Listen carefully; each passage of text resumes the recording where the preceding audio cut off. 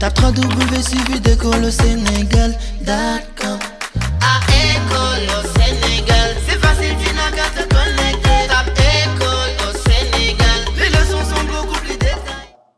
Une troisième idée pour parler des conséquences du chômage. Parmi les conséquences du chômage, nous pouvons noter des manifestations de jeunesse, manifestations violentes, comme ce qui s'est passé au Sénégal au mois de mars. Toute la jeunesse du pays était dans les rues parce qu'il y avait le ras-le-bol. L'affaire qui a déclenché, n'est-ce pas, ces manifestations n'était que la goutte d'eau qui a fait déborder le vase. Derrière, n'est-ce pas, cette affaire, il y avait le problème du chômage. Des jeunes qui sont dans le désespoir total. Donc, des manifestations. Troisièmement, solution. On pense que les solutions doivent venir de vous, élèves de classe de 3e. Selon vous, qu'est-ce qu'on doit faire? Qu'est-ce que la jeunesse doit faire? Qu'est-ce que l'État doit faire, n'est-ce pas, pour régler ce problème lié au chômage? Orientation. Une bonne orientation des politiques.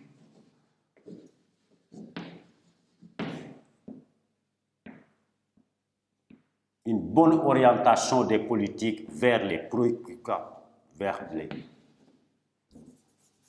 une bonne orientation des politiques de jeunesse. Pour la jeunesse. Une bonne orientation des politiques pour la jeunesse de ce pays. Il doit avoir une très bonne orientation. Qu'est-ce qu'on doit faire, n'est-ce pas, pour essayer de prendre en charge cette jeunesse désespérée? Qu'est-ce que l'État doit faire? Qu'est-ce que les jeunes doivent faire? Les jeunes ne doivent pas sous-estimer les métiers, sous-estimer les métiers. Il y a des jeunes qui ne veulent pas de l'agriculture. Tous ces jeunes diplômés aspirent à travailler dans un bureau climatisé. Ils n'ont pas l'esprit d'initiative. Donc, quand on parle de chômage, il y a une part de l'État, mais il y a également une part de la jeunesse. Qu'est-ce que l'État doit faire? Mais qu'est-ce que la jeunesse doit également faire? Il doit s'investir, n'est-ce pas, dans des métiers de l'agriculture et de l'élevage. Il y a des jeunes diplômés qui sont rentrés au village et qui ont l'esprit d'entreprise, n'est-ce pas, et qui essaient actuellement de se prendre en charge et de prendre leur famille en charge. Donc, il ne doit pas sous-estimer les métiers. Une bonne orientation, n'est-ce pas, des politiques pour ce qui concerne les jeunes. Qu'est-ce qu'on doit faire également? Une industrialisation. Industrialisation. Et là, je parle des politiques de priorité. L'industrialisation est une priorité par rapport, n'est-ce pas, pour les pays en voie de développement. Tant que ces pays en voie de développement ne sont pas industrialisés, il y aura toujours ce problème de chômage avec ses conséquences. Ça, c'est un travail que vous devrez faire dans votre brouillon. Mais déjà, à partir du plan détaillé, j'ai déjà élaboré ma conclusion. La conclusion, c'est en fait quoi? C'est le résumé des idées. Voilà mes idées. J'ai recherché des idées. Ma conclusion, c'est le résumé des idées plus une ouverture de perspective. En conclusion, je veux dire, en somme, les causes du chômage sont liées à l'avancée de la technologie, à une mauvaise politique de jeunesse, à une mauvaise industrialisation, ce qui ne manque pas de conséquences, telles que la délinquance juvénile, n'est-ce pas, l'émigration et des manifestations violente. Cependant, nous pouvons trouver des solutions, c'est-à-dire orienter les politiques vers, n'est-ce pas, la jeunesse, ne pas sous-estimer les métiers et industrialiser, n'est-ce pas, des pays en voie de développement. Et là, on termine par une ouverture de perspective. Déjà, à partir du plan détaillé, vous avez fini d'introduire le sujet. Vous faites votre plan détaillé. À partir du plan détaillé, vous avez déjà votre conclusion. Qu'est-ce qui reste à faire? Vous choisissez 2 idées pour chaque partie. Là, je vais choisir l'avancée de la technologie. Je vais choisir une mauvaise politique, n'est-ce pas, de jeunesse. Je vais choisir la délinquance juvénile. Je vais choisir l'immigration. Je vais choisir l'industrialisation. Je vais choisir l'orientation des politiques pour, n'est-ce pas, ce qui concerne la jeunesse. Et chacune de ces idées doit représenter un paragraphe argumentatif.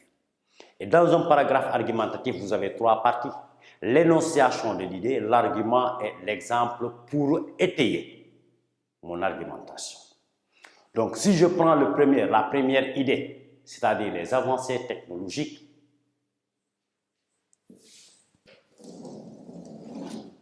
en dictée, la présentation n'est pas corrigée. En dissertation, la présentation est corrigée.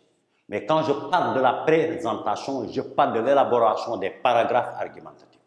Le paragraphe argumentatif doit commencer par l'alinéa. Vous avez votre feuille comme ça.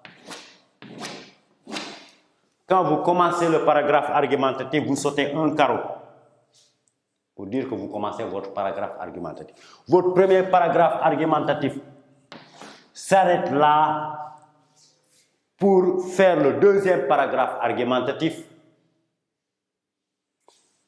Vous sautez un carreau et le correcteur saura que cet élève-là, il est en train de faire son deuxième paragraphe argumentatif. Donc, votre correcteur,